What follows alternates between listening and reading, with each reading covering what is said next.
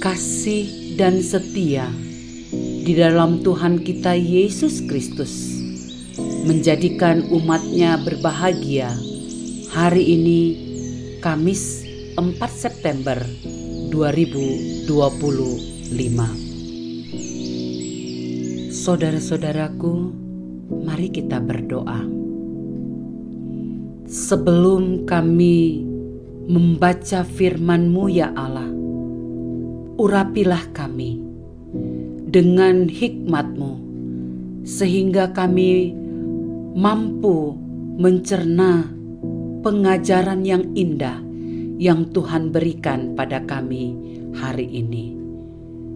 Tuhan Yesus, urapi kami. Demi nama Yesus Kristus kami berdoa. Amin.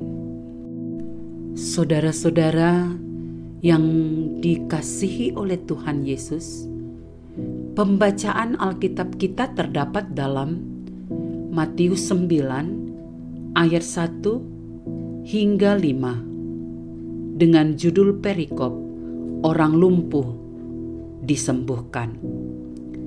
Sesudah itu naiklah Yesus ke dalam perahu lalu menyeberang. Kemudian sampailah ia ke kotanya sendiri. Maka dibawa oranglah kepadanya seorang lumpuh yang terbaring di tempat tidurnya.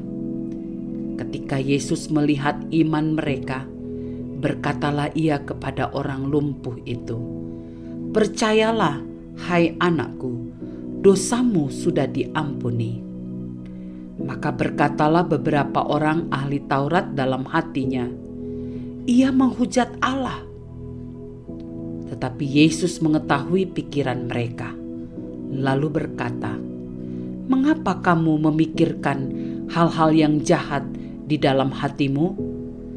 Manakah lebih mudah mengatakan, 'Dosamu sudah diampuni,' atau mengatakan, 'Bangunlah dan berjalanlah'?" Iman yang terlihat, inilah judul renungan hari ini. Ayat 2 sebagai penekanan, maka dibawa oranglah kepadanya seorang lumpuh yang terbaring di tempat tidurnya. Ketika Yesus melihat iman mereka, berkatalah ia kepada orang lumpuh itu, "Percayalah, hai anakku, dosamu sudah diampuni." Saudara-saudara, dalam perjalanan hidup kita sebagai orang percaya, bukanlah hal yang mudah, karena dibutuhkan ketekunan iman yang harus berakar kuat di dalam Tuhan. Karena jika tidak, maka akan mudah mengalami kekecewaan dalam menghadapi tantangan atau sakit penyakit. Dalam Matius 9 ayat 2, kita membaca tentang sekelompok orang yang membawa seorang lumpuh kepada Yesus.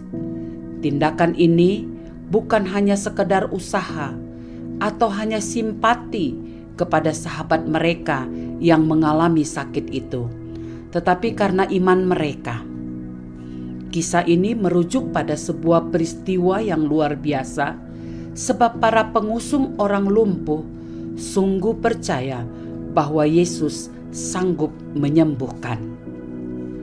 Mereka menunjukkan imannya melalui tindakan yang nyata, yaitu mengangkat, membawa, dan menurunkannya dari atap tepat di depan Yesus. Menariknya adalah bahwa Yesus melihat iman mereka.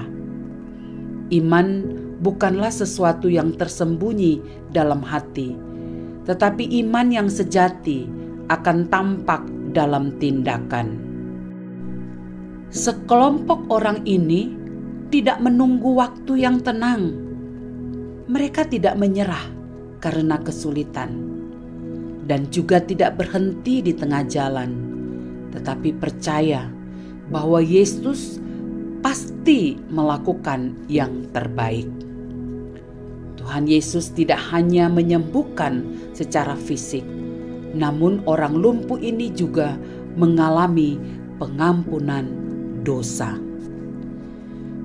Hal ini menunjukkan bahwa bukan saja masalah mujizat, tetapi soal percaya yang menyelamatkan untuk memulihkan secara sempurna. Apa yang bisa kita pelajari dari kisah ini? Iman dapat dilihat melalui tindakan. Iman tidak hanya diucapkan, tetapi diwujudkan dalam tindakan nyata. Mengangkat, membawa, dan memperjuangkan orang lain agar mereka bisa bertemu dengan Yesus. Orang lumpuh ini tidak bisa datang sendiri, tetapi bisa berjumpa dengan Yesus karena teman-temannya. Sebuah penegasan. Ingatlah bahwa orang-orang di sekitar kita membutuhkan kita untuk membawa mereka kepada Yesus lewat doa dan tindakan nyata. Saudara-saudaraku, mari kita berdoa. Bapa yang baik, biarlah pada hari ini kami juga menyadari bahwa iman yang terlihat oleh Tuhan Yesus menyerahkan seluruh hidup dan hati kepada Tuhan. Jadikanlah kami menjadi pribadi-pribadi yang percaya dan bertindak untuk kemuliaan nama-Mu. Demi nama Yesus, amin. Para pendengar renungan Oasis Fajar, hendaklah iman kita tampak dari perbuatan kita. Tuhan berkati kita. Amin.